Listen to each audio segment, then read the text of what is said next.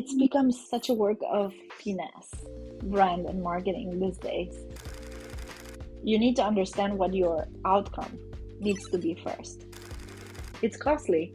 It's really costly. So I guess that's the limitation. But I wonder if technology is going to really help us in the future. I think we need to give more credit to the consumers. Let me answer the question in a different way. Let me answer like this. If I would be a founder of a small company, technology, my friend, it recognizes you have a footprint, you know.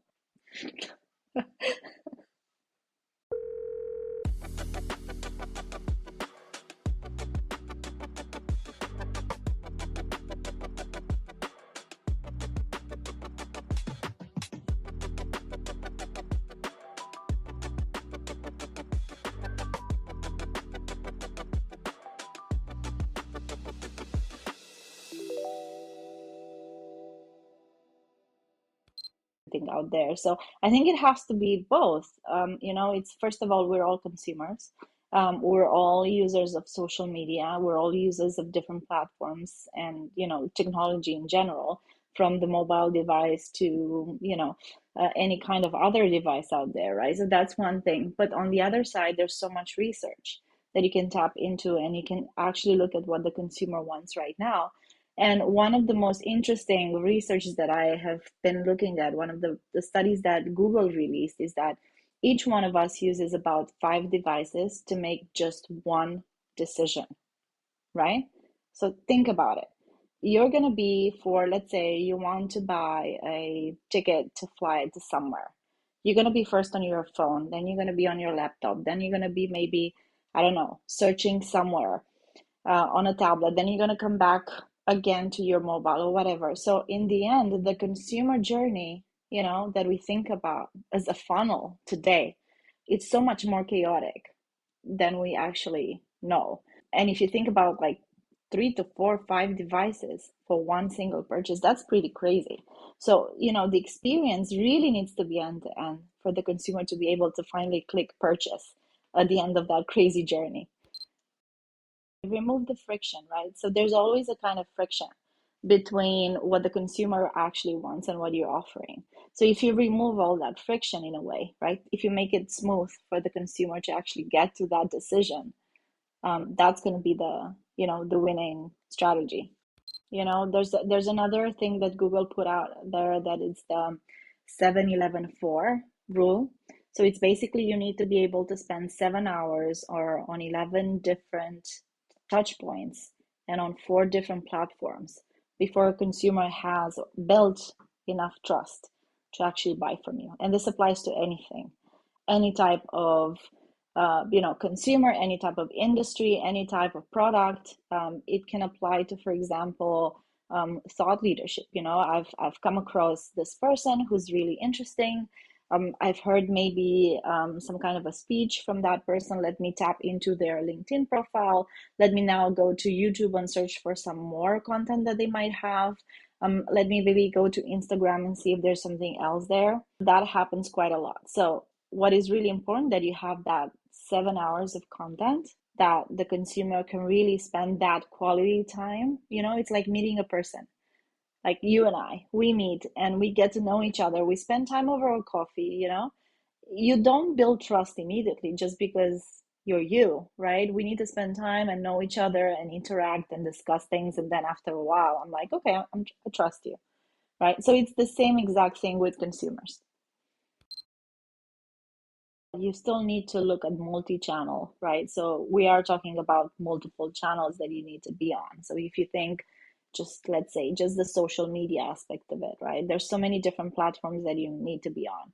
Now, add on that, for brands like mine, for example, you add, physical retail, you add the e-com sites, you add the, in-person events and so on and so forth. There's so many different touch points. There's so many different platforms, that you need to be on. And you need to show up, funny enough, authentically enough on all of them, but differently enough on each of them so that the consumer can see you differently on each one, right? So this is very, very complex. That makes the whole journey of how to really strategize our marketing tactics. Very, very complex because, and this is where I love to say that this is a very holistic process, because for me, it's, you need to think really at the top, like, who are you as a brand? What do you stand for? What are those values? What are the things that you're trying to implement and to change? What do you stand for, right? That's the main thing. And then, of course, you have products and you want to sell them. That's the whole point of being in business and, doing marketing, is to sell products. It's not anything that is like, it's not an idealistic thing that we're trying to do here. Like, we love what we do, but we're trying to sell products, right? So in the end, you need to think, from top down, like very top line is like, what am I trying to say with a brand? What do I stand for? And then that whole holistic view on the brand needs to then trickle down authentically into every single touch point, every single platform that you are going to be, facing the consumer one to one.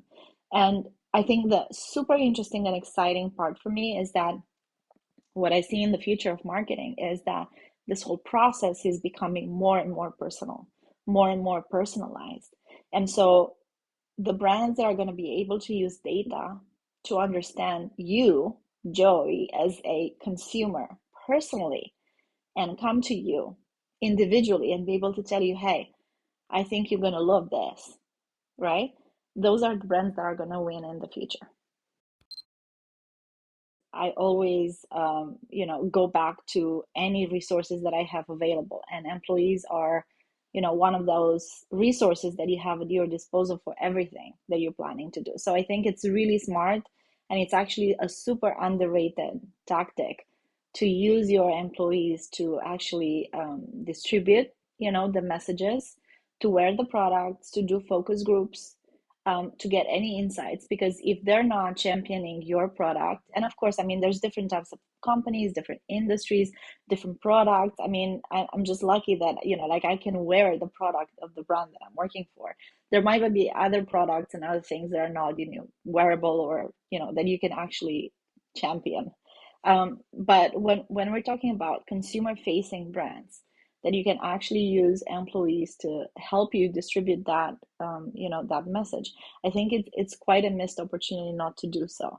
So to answer your question, like super short, is yes, I always think about that, and especially, and I would say it's not even something that big brands should be looking at, especially smaller brands or smaller companies, that don't have enough resources. And then you're just looking at your toolbox and you're like, okay, what do I have at my disposal? What can I use for free? Like, can I use my partners? Can I use my employees? What can I use?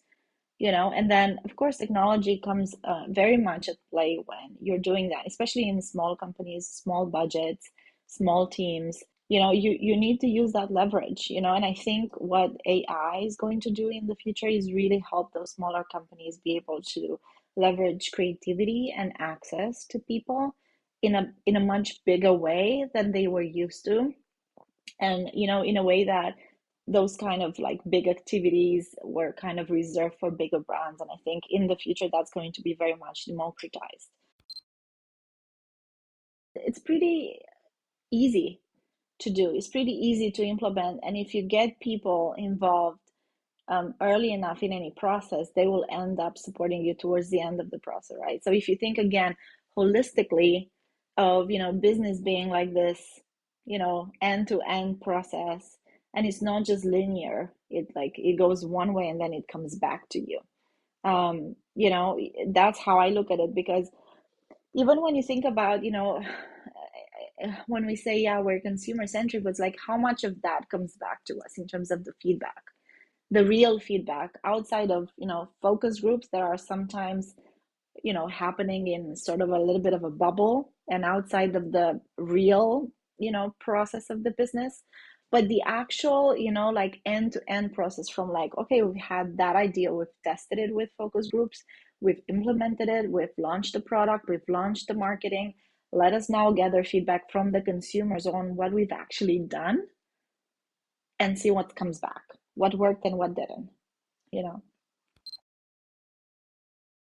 Yeah, I mean, at our HQ, there's this guy at the coffee shop. He always knows what I'm going to ask for. And I try to kind of give them, kind of different answers every day, just to kind of like set them on the wrong, but they always know. It's like they remember, the faces. You establish a personal relationship with them, and you go there every morning asking for your coffee, and here it is, with a little heart and everything, and it's perfect. He knows, like, I don't even need to ask. I'm there, and why is that so different than all the data that you're anyway putting out there into the world of the internet, and then it comes back to you in different shapes and forms through different brands that you're anyway using or planning to use. So I know it's really scary, but in the end, if you're really thinking about it, it's not that different than what happens in real life. I can speak for myself. What we are doing in our team, in our business unit, is always to just think of the employees as consumers. And so, for example, in my team, we've done everything from a consumer focus group and really looking at really minor details on the products, like the fit and the quality and the how it kind of sits on your head, in terms of headwear specifically. And it's been really fun because you have really engaged employees that are really engaged consumers on that product category. So we've actually selected those consumers and employees that are very engaged, not just every employee, but the really engaged ones. So we have really top quality sample that really uses that kind of products, and also from competition probably. So they have a really good benchmark. So we've done that, which has improved the product tremendously. Then what we've done is we've used them in our campaigns. For example, we just launched, a campaign for beanies last year and 2 years ago, and it's becoming a little bit of a tradition where literally because we had this creative idea and not a lot of budget, we said, well, I mean, let's use employees because it's really like they're the best, faces to champion our products, and then it just evolved over time, and it was a really great activation.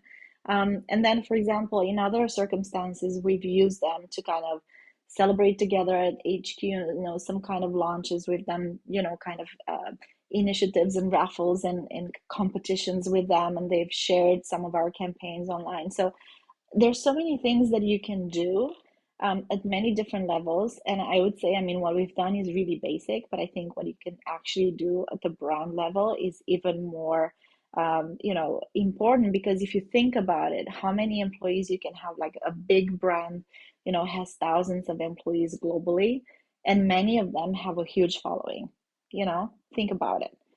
And it's for free. It's for free. I mean, they're not gonna charge you. Yeah, they're not gonna charge you, at least not yet. I think the time will come when your employees are gonna be part of some kind of influencer program, corporate influencer program, and they're gonna charge. But for right now, they would do it for free just because they're engaged with the brand. So why not leverage that opportunity?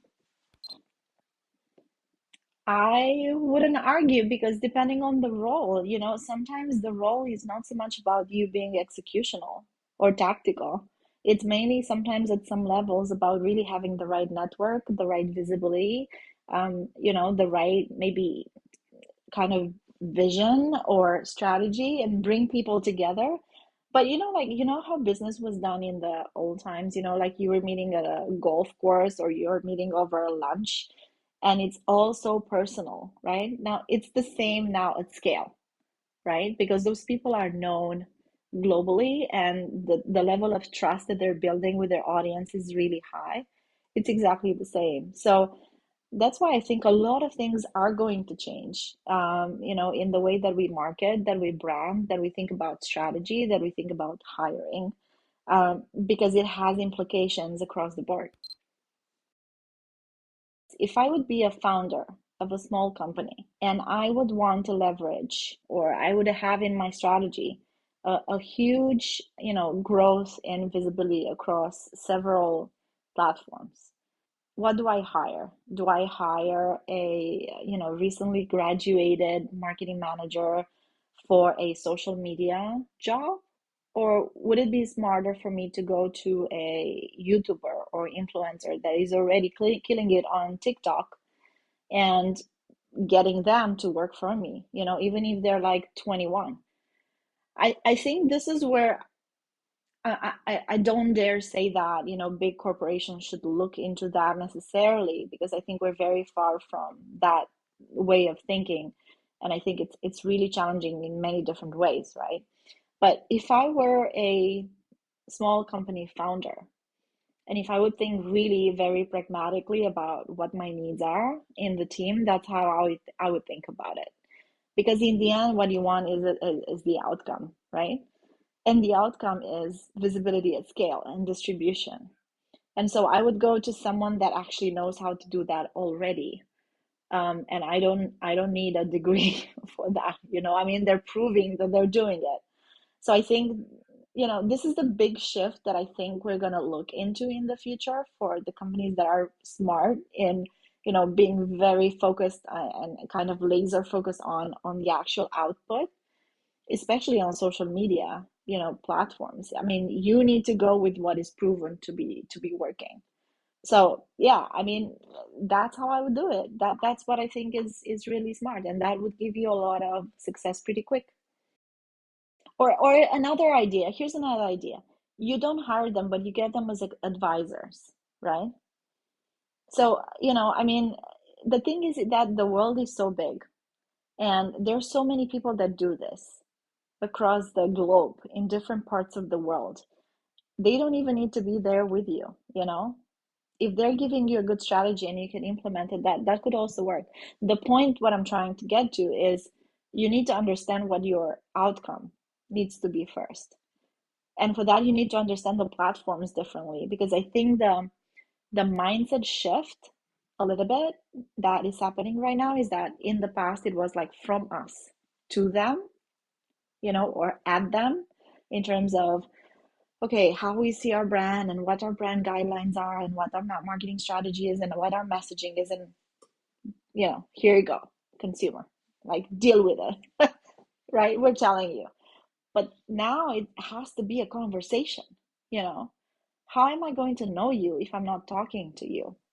And so, how am I going to talk to you, consumer? Well, I need to talk to those people that actually are engaging with the consumer on an everyday basis, which are the influencers, which we're already doing, right? As big brands, we work with influencers, but we don't work intimately enough, right? Like, we don't get the strategies we telling them to execute. So if you reverse engineer that process and you get them to work for you, with you, and advise you on the actual strategy and execution, I think that's where the bigger shift is going to happen. I mean, that's just an execution fact. It's part of the execution process. That doesn't cover the thinking before, the strategy before. You can have a platform that auto posts whatever you want, but the thinking before that needs to be in place. You need to think, okay, what's the holistic view that we're trying to get out there? What's the brand standing for? How are we going to, talk to the consumers on TikTok, on Instagram, on Facebook, on LinkedIn, whatever the platform is, Snapchat. And then somebody needs to think about all those things. And then somebody's going to have to create the content for, individually for all those platforms. And then somebody's going to have to, post, schedule all the posts on some kind of a post platform. But that's not the thing. That just helps you to be more efficient and get more content done.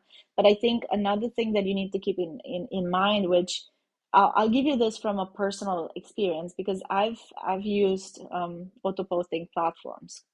I've tested quite a few of them, and then I went kind of back for a while to just do whatever I felt on the day. And that's obviously just for my, kind of personal post. It has nothing to do with a brand strategy or anything. But what I've observed from, my own personal point of view is that a lot of things happen on a daily basis. So you need to allow flexibility to be able to, talk about things that are happening today, and not be so unflexible that, oh, I've scheduled whatever post today and then I'm not going to speak about this other super relevant topic just because I've posted it. And I think if you think about that at the brand level, it's exactly the same. So for sure, I mean, there's different platforms that help you achieve a bigger, efficiency across the board, especially on social, but that shouldn't stop you from being flexible and reactive to the things, to the cultural things that are happening on the daily basis, especially big brands. We need to react, and consumers respond so well to the reactive brands, the ones that are taking the cultural cues and are making fun of the situation, or are supporting something that is really badly happening in the world, and then you need to be there kind of supporting, or helping, or whatever, or giving your point of view if you stand for something on that topic. So um, there has to be flexibility, you know. Yeah. No, but I think it's again related to what do you stand for? Like, what do you stand for as a brand, and what's your brand personality? So if you're this very, like, kind of directed by rules, and this is what it is, and this is our guideline, and this is what we're going to do, and nothing is going to detract us from rolling out the strategy and whatever, that kind of is going to create a certain image of your brand with the consumer. If you're not reactive to what is happening in the world at the right time, and you're not communicating with the consumer, because it can be like a two-way street, right? So the consumers are going to post about those things that are happening daily, and they're going to make fun of them, they're going to create memes, they're going to, whatever. If you're not part of that conversation, you're out, right? And so on the other side of things, if something bad happens in the world and everyone is super concerned, and you're just there kind of like keep selling your stuff, you're like tone deaf. So either way, you need to be somewhere in the center where you're like very, very engaged in that conversation with the consumer, no matter what happens. I have a little bit of a different opinion on that, to be honest, because there's so much conversation about this thing that we don't have enough attention for everything. Whereas I think we're just paying attention to the things that are really important to us, you know? So I'll give you even an example from my cases. If I choose to spend 10 minutes on TikTok, mindless scrolling, and just like one more and the other and the other, and then it's 15 minutes, and then I have a timer on that because otherwise I'm just gonna get lost. But it's a conscious decision that I'm making for whatever reason I want to spend my time there, right? And I think we need to give more credit to the consumers as to what exactly they need and what they're looking for. And they might not be looking for anything, actually. They might not look for your brand at any given time. So the point is, how are you going to connect with them in a meaningful way so that on whatever platform there are, and remember, 7 hours, 11 touch points, 4 platforms. It's a lot. Every time we're getting there, every time we are connecting, it has to be so meaningful so that they want to hear more and more and more, to the amount of the 7 hours and 11 touch points and 4 different platforms, that they become loyal consumers. So I think in the end, it's really just about trust, building trust, and what exactly it is that you have to say that is meaningful to them, not to you. So it's a bit of a reverse thing here. Whereas I need to know you. It's counterintuitive. It's like, it's not like, oh, I have this product and here it is to you. It's more like, let me get to know you first. Let's establish the relationship. Let me understand what you're looking for. And then I'm going to serve you. I'm going to give you, I'm going to offer you what I know you want. It's too expensive. And I wonder what's the actual output of it. How many people do actually use the technology? I mean, there's two technologies that I've been very curious about for a long time. One is AR, and the other one is the QR, the QR code. So it's like QR, I think it's more tactical. You can use it for a lot of things. It kind of like unlocks, websites and things. And okay, you can go quicker to places that you're looking for. But like AR, like, it's so intentional. Like, you really need to kind of allow the time as a consumer to really deep dive into whatever the brand is offering you. So I really need to be interested in advance in order to take the time to actually use the technology, open it, interact with whatever is happening. So I think it's not so much about the AR, but what is really fascinating to me is what happens before the AR, right? What's the process? right? It's a lot of time. It's much more than just clicking on a link and going to a website. Like if you think about it, so if you get an ad, right, on social, and you like it and you're like, oh, okay, I'm interested, I'm clicking, it's immediate. That interaction is so much quicker. But with an AR, it's like, okay, I need to maybe like email you, or maybe you're going to a store and you're seeing something, and I'm like, okay, let me take a picture of this, or I might need to download something, and then I need to like get into something. Maybe I need to register. And then once I'm registered, maybe I'm getting some kind of an experience. It's like it's a lot. Who does that and why? That's I'm very fascinated about this, and I'm sure it works, but I would say that probably it works with very niche subjects, topics, products. I don't think it necessarily is profitable at scale. Yeah, or maybe it's a very technical thing, or it's a very nerdy thing. I've seen that being used with NFTs, for example, and I can totally see that. I mean, if you've spent, I don't know how many thousands of dollars on an NFT, yeah, right? So I'm pretty sure you're gonna do it so that you can see what the NFT can do for you. Um, so it has to be very niche in different ways. Maybe it's very technical, maybe it's very nerdy, maybe it's very, I don't know, something that, a very small group of people has access to.